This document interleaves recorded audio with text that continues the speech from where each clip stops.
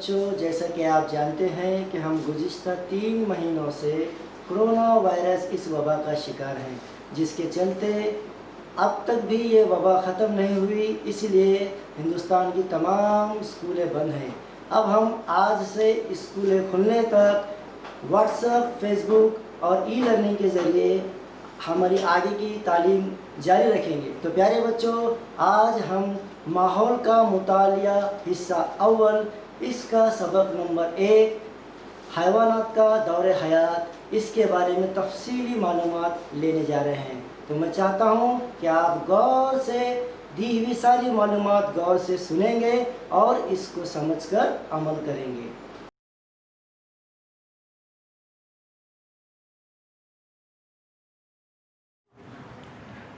حیوانات کا دور حیات، بتائیے تو بھلا، کتے کے پلوں اور ان کی ماں کو دیکھیے، کیا ان میں یکسانیت نظر آتی ہے؟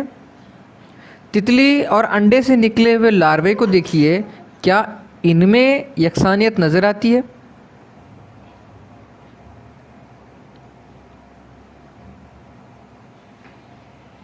حیوانات کی نشو و نما۔ بکری کے میمنے اور پوری طرح نشو و نما پائی ہوئی بکری میں کچھ زیادہ فرق نہیں پایا جاتا۔ بلی کے بچوں اور بلی میں بھی زیادہ فرق نہیں ہوتا۔ بچے ماں کے پیٹ میں نشو و نما پاتے ہیں، ماں کے پیٹ سے ان کی پیدائش ہوتی ہے۔ یہ حیوانات انڈے نہیں دیتے، لیکن کوا، مکڑی، گرگٹ جیسے کچھ حیوانات انڈے دیتے ہیں۔ انڈوں سے چوزوں کی پیدائش۔ چیونٹیاں، تتلیاں، مچھلیاں، مینڈک، سانپ، یہ تمام حیوانات انڈے دیتے ہیں۔ عام طور پر ان کے انڈے ہمیں دیکھنے نہیں ملتے۔ کچھ چھوٹے حیوانات کے انڈے بہت چھوٹے ہوتے ہیں، وہ تو ہمیں آسانی سے نظر بھی نہیں آئیں گے، اس لیے ہم اس سے واقف نہیں ہوتے ہیں کہ یہ حیوانات انڈے دیتے ہیں۔ لیکن مرغی انڈے دیتی ہے، یہ ہم سب جانتے ہیں۔ مرغی کے انڈے اتنے بڑے ہوتے ہیں کہ آسانی سے نظر آ سکتے ہیں۔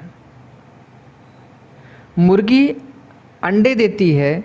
انڈوں میں چوزوں کی نشو و نما کے لیے حرارت کی ضرورت ہوتی ہے، اس لیے انڈے دینے کے بعد مرغی انڈوں پر بیٹھتی رہتی ہے اور انڈوں کو حرارت یعنی گرمی پہنچاتی ہے۔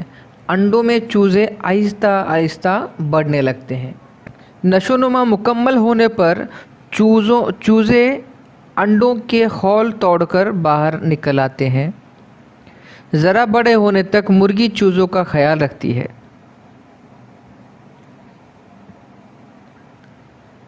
کایا پلٹ۔ میمنے اور بکری میں یکسانیت پائی جاتی ہے، چوزے اور مرغی میں بھی یکسانیت پائی جاتی ہے، لیکن تتلی کے لاروے اور تتلی میں بہت زیادہ فرق پایا جاتا ہے۔ بچے اور پوری طرح نشو و نما پائے ہوئے حیوانات میں نمایاں فرق ہونا یعنی کایا پلٹ کہلاتا ہے۔ اب تتلیوں میں کایا پلٹ کیا ہوتا ہے وہ دیکھیں گے۔ خوبصورت شکل اور رنگ برنگی تتلیاں ہمارے ماحول ہی کا ایک حصہ ہیں۔ تتلیوں کی زندگی نباتات کی قربت میں گزرتی ہے۔ تتلیوں کی نشو و نما کے 4 مرحلے ہوتے ہیں: ایک انڈا، لاروا، پیوپا یعنی خول اور بالغ۔ ان میں بالغ مرحلے کو ہم تتلی کہتے ہیں۔ چترنگی تتلی ہمارے یہاں بہت زیادہ پائی جاتی ہیں۔ اس کی مثال کے ذریعے ہم دیکھیں گے کہ تتلیوں کی نشو و نما کس طرح ہوتی ہے۔ چترنگی تتلی کی مادہ روئی یعنی آنکھ کے پتوں پر انڈے دیتی ہے۔ انڈوں سے 6 تا 8 دن میں لاروے باہر نکلتے ہیں۔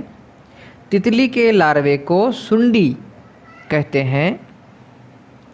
سنڈی انڈے سے باہر نکلتی ہے اور فوراً کھانا شروع کر دیتی ہے۔ جس پتے پر وہ انڈے سے نکلتی ہے، اس پتے کو بھی قطر کر کھا لیتی ہے۔ اس کے کھانے کی رفتار بہت زیادہ ہوتی ہے، اس لیے اس کی نشو و نما تیزی سے ہوتی ہے۔ इब्तदाई 2 से ढाई दिन तक चितरंगी तितली की सुंडी इतनी बड़ी हो जाती है कि जिस्म की केंचली इसके लिए नाकाफ़ी होती है, लेकिन इस केंचली के नीचे बढ़े हुए जिस्म पर जो नई केंचली बनती है वो ढीली होती है। अब पुरानी केंचली से सुंडी बाहर निकल आती है। इसे सुंडी का केंचली उतारना कहते हैं। सुंडी दोबारा तेज़ी से पत्ते खाना शुरू करती है। इसकी नशोनुमा में फिर से तेज़ी आती है। 2-2.5 दिन के बाद वो दोबारा केंचली उतार देती है। इस तरह वो 4 मरतबा केंचली उतारती है। चितरंगी किस्म की तितलियाँ 10-12 दिन सुंडी की हालत में होती हैं। आखिरी मरतबा केंचली उतारने से पहले सुंडी किसी तने की गांठ या पत्ते पर रेशम जैसे धागे का गुच्छा बनाती है। इस गुच्छे से वो अपने आप को लटका लेती है।